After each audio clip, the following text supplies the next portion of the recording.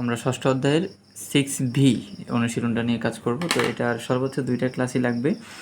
যার প্রথম ক্লাসে আমরা 1 এবং 2-এর ম্যাথগুলো নিয়ে আলোচনা করব এবং সেকেন্ড পার্টে হচ্ছে 3 এবং 4। তো এই অনুশীলন থেকে কিছু জায়গায় এমসিকিউর জন্য খুবই গুরুত্বপূর্ণ আসলে, এবং হচ্ছে 9-এর যে তোমাদের হায়ার ম্যাথ ছিল অষ্টম অধ্যায়টা 9-এর, সেটা আসলে এখানে কিছু কাজে দেবে। তো আমি সরাসরি চলে যাই যে আসলে আজকে আমাদের ম্যাথগুলো কী কী। আমরা প্রথমে এটা দেখতে পাচ্ছি যে আসলে প্রমাণ ভিত্তিক বা দেখাতে হবে যে এটা ইকুয়াল এটা। তো এই জন্য কিছু বেসিক সূত্র রয়েছে, যেমন sine square plus cos square equal 1, sec square equal 1 minus tan square theta, এরকম বেসিক কিছু সূত্র রয়েছে, বা 6টা অনুপাতের সূত্র রয়েছে, সাইন থিটা ইকুয়াল কি, কস থিটা ইকুয়াল কি। এই যে সূত্রগুলো, বেসিক সূত্রগুলো আসলে মাথায় থাকতে হবে, তাহলে এখানে ইউজ করলেই এটা মিলে যাবে। এবং একই সাথে আমার হচ্ছে যেগুলো বেশি চর্চা রাখতে হবে। তোমার হয়তো এখানে মূল বিষয় হচ্ছে যে কী প্রমাণের মূল বিষয় হচ্ছে এরকম যে তোমার পরীক্ষায় এমসিকিউ আসতে পারে যে এটা ইকুয়াল নিচের কোনটা।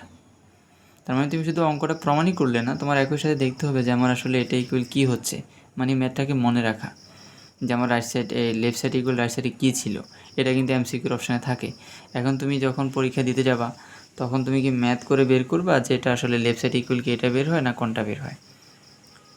তার মানে তুমি যদি মনে রাখতে পারো যে আমার √1 মানে sine square theta plus 1 divided by 1 plus sine square theta equal হচ্ছে যে sec theta minus tan theta, এটা যদি তুমি মনে রাখতে পারো তাহলে তুমি কিন্তু পরীক্ষার হলে একটু অ্যাডভান্সড, মানে একটু এগিয়ে থাকলা, আনসারটা করে ফেলতে পারবে এবং ফুল মার্ক পেয়ে যাবে।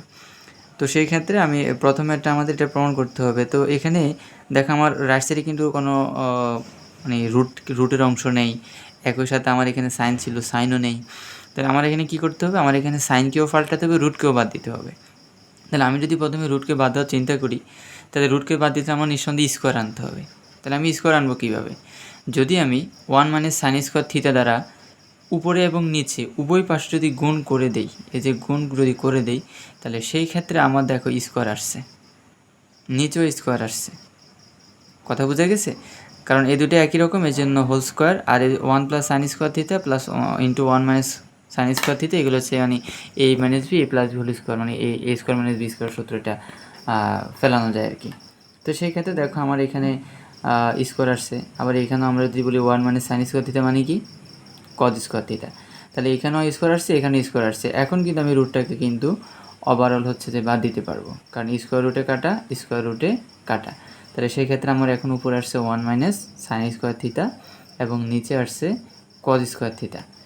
তো দেখো আমরা কিন্তু মানে আমাদের আমি প্রথমে কী বলছিলাম যে আমার এখানে 2টা কাজ করতে হবে। কী কী, একটা হচ্ছে আমাকে রুট বাদ দিতে হবে, কারণ আমার রাইট সাইডে রুট নেই, এবং আমাকে আরেকটা জিনিস করতে হবে, সেটা হচ্ছে যে আমাকে সাইন থেকে আসলে নতুন কোনো ভেরিয়েশন বা অনুপাতে আসতে হবে, কারণ আমার রাইট সাইডে কিন্তু আসলে সাইন থিটা নাই।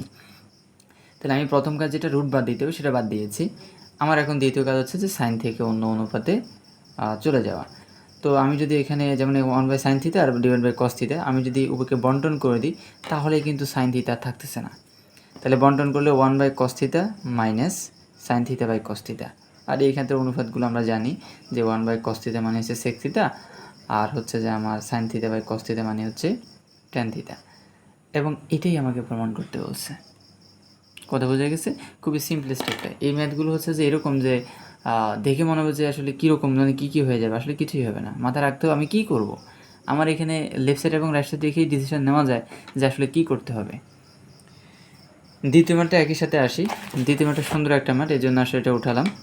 তো এখানে আমার পুরো ম্যাথটা যদি বলি যে √1 plus sine square theta divided by 1 minus sine square theta minus sec theta equal sec theta minus √1 minus sine theta 1 plus sine theta.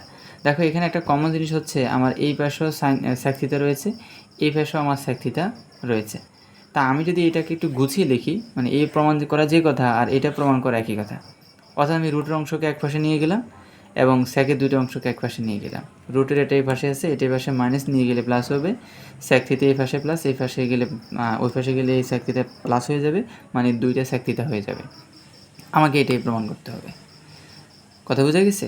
কারণ আমি যদি এখানে যদি এটা প্রমাণ করতে চাই, তাহলে আমাকে এখানে একই রকম প্রশ্ন, মানে একই রকম আসলে ভ্যারিয়েশন, যে আমাকে এখানে রুটটা বাদ দিতে হবে, এবং দ্বিতীয়ত আমাকে সাইন থিটা আছে, সাইন থিটা কিন্তু আমার রাইট সাইডে নাই, আমাকে সাইন থিটা থেকে বেরিয়ে এসে অন্য কোনো অনুপাতে যেতে হবে। এটা হচ্ছে মূল কাহিনী, যে আমি কী করব। বা আমাকে কী করতে হবে। তো এখানে প্রথমে আমি লেফট সাইডে আমার যে অংশ ছিল সেটাকে উঠালাম। এখন দেখো এখানে তুমি কি করবা, একটু আগে যে ম্যাথটা ছিল শুধুমাত্র একটাই ভগ্নাংশ ছিল, তুমি উপর নিচে স্কোয়ার আনছো, মানে একই রকম জিনিস দ্বারা উপর নিচে গুণ করে তুমি স্কোয়ারের অংশটা আনতে পারছো, ফলে তোমার রুট বাদ গেছে। কিন্তু এখানে কিন্তু তোমার ভগ্নাংশ একটা দুইটা, তাহলে এখানে কীভাবে তুমি রুটকে বাদ দিবা, বা কীভাবে রুটকে বাদ দিতে হবে মানে স্কোয়ার আনতে হবে, তাই তুমি কীভাবে স্কোয়ার আনবা।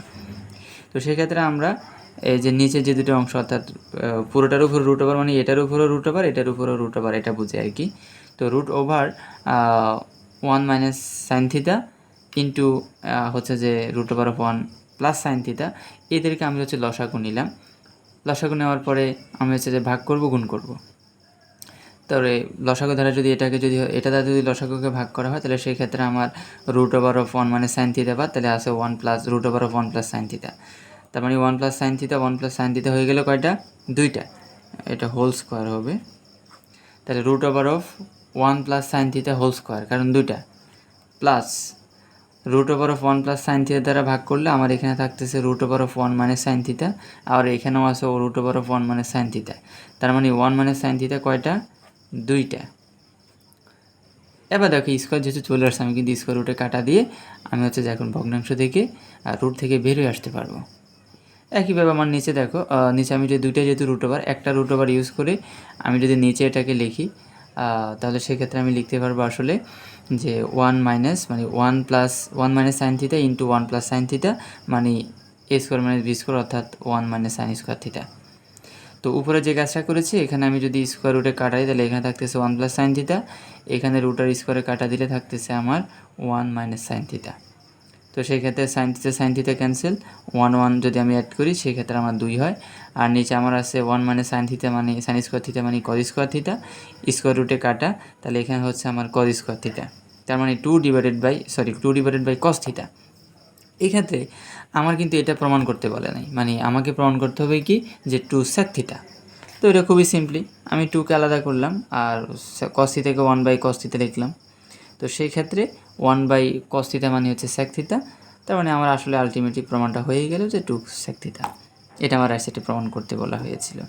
তো দেখো এটা খুবই সিম্পলেস্ট একটা প্রমাণ, কিন্তু এখানে আমার কি করতে হবে, এই জিনিসটা আমাকে প্রথমে জাস্টিফাই করতে হবে বা মেথডটা ঠিক করতে হবে যে আমি কি করব, যে আমাকে এখানে প্রথমে রুটটাকে বাদ দিতে হবে মানে স্কোয়ার আনতে হবে।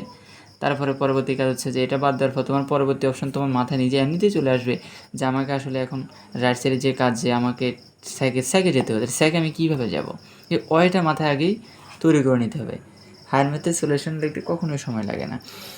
এরপর দেখো এখানে তোমার হচ্ছে যে আমি 1 এর 3টা কাজ দিয়েছি, এগুলো একটু করবা, 1 এর 1 2 3 তাহলেই হবে। এরপরে হচ্ছে যে আমরা 2 এর কাজে যাব। 2 এর প্রথমে আমি হোমওয়ার্ক নিয়ে বলে ফেলি।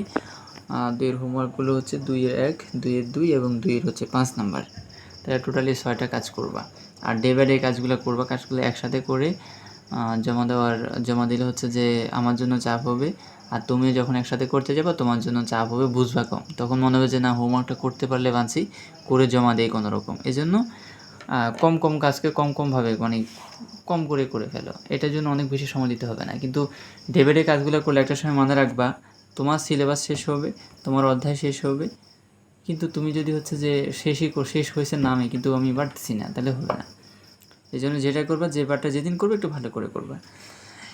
2 এর 4 নাম্বার ম্যাথ এরকম ছিল যে যদি a cos square x plus b sine square x equal c হয়, তবে দেখাও যে tan x equal plus minus root over of c minus a divided by b minus c. এখন এটাকে আমরা কীভাবে প্রুভ করতে পারি, প্রথমে আমি যে অংশ দেওয়া ছিল লিখলাম। এখন আমাকে এখানে একটা জিনিস হচ্ছে প্রমাণের দিকে যদি লক্ষ্য করো, সি এ বি অর্থাৎ এ বি সিকে কিন্তু আলাদা করছে, এটা কিন্তু অনুপাতগুলো থেকে আলাদা করছে। তাহলে আমারও কাজ হচ্ছে যে এখানে একটা একটা করে আলাদা করা, হয় প্রথমে একে আলাদা করব, নয় প্রথমে বিকে আলাদা করব, সিতে আলাদা আছেই। তাহলে যদি আমি আলাদা করতে চাই এ বা বিকে, তাহলে আমি কীভাবে আলাদা করতে পারি, আমি যদি একে আলাদা করতে চাই শুধু এ চাই, তাহলে এখানে আমি যদি কজ স্কোয়ার থিটা দ্বারা ভাগ করে দিই তাহলে এখানে শুধু কে থাকে এ, এখানে কজ স্কোয়ার থিটা দ্বারা ভাগ করলে কী হবে, sine square x divided by cos square x মানে ট্যান স্কোয়ার এক্স হয়ে যাবে। আর এখানে যদি কজ স্কোয়ার এক্স দ্বারা ভাগ করা হয় তাহলে 1 বাই কজ স্কোয়ার এক্স মানে স্যাক স্কোয়ার এক্স। এখানে আমি এক লাইন লিখি নিই, এটা এটা বলতে হবে না, আমি এখানে বলে দিয়েছি যে sec স্কোয়ার 1 দ্বারা ভাগ, কিন্তু এটা বলতে হবে না। তুমি already intermediate student, higher math করতেছো, সো এটা কখনোই বলতে পারো যে তুমি এখানে কী করছো। তুমি এই লাইন থেকে এই লাইনে গেলেও বলতে হবে না। এটাই আসলে হায়ার ম্যাথের মানে সৌন্দর্য। তুমি যদি বুঝে যাও যে আমার 2 লাইন করতে হবে, তো আমি এটা পারবো, তাহলে ওকে। এরপর দেখো আমার এখানে sec স্কোয়ার এক্সের সূত্রটা কী, কারণ আমাকে তা আমার প্রমাণে কিন্তু sec নিয়ে কোনো কাজ নেই, আমার কাজ কি tan নিয়ে। তাহলে আমার কাজ হচ্ছে sec থেকে tan-এ চলে যাওয়া। sec থেকে tan-এ গেলে আমার কী করতে হবে, sec স্কোয়ার থিটা মানে x মানে হচ্ছে যে 1 + tan স্কোয়ার x, এটা আমরা সূত্র থেকে জানি।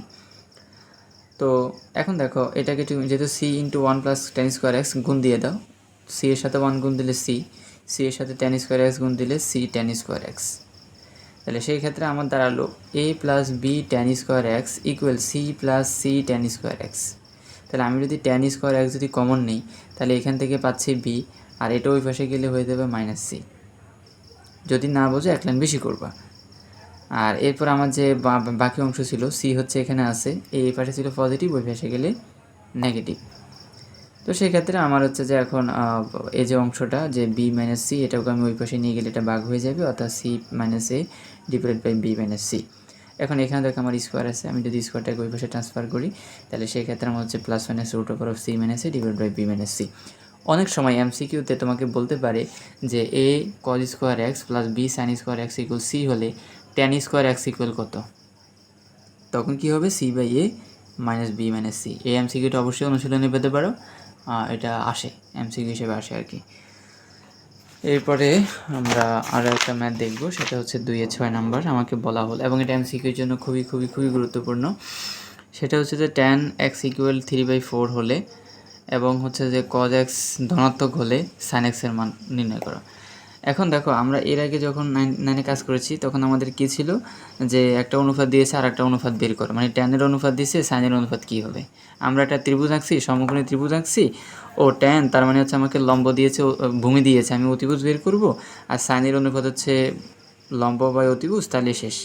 কিন্তু এখানে আমার এই জিনিসটা প্রথমে আইডেন্টিফাই করতে হবে যে আসলে আমাকে যখন বলে দিয়েছে যে cos x ধনাত্মক, তাহলে এটা কোন চতুর্ভাগ বোঝাচ্ছে।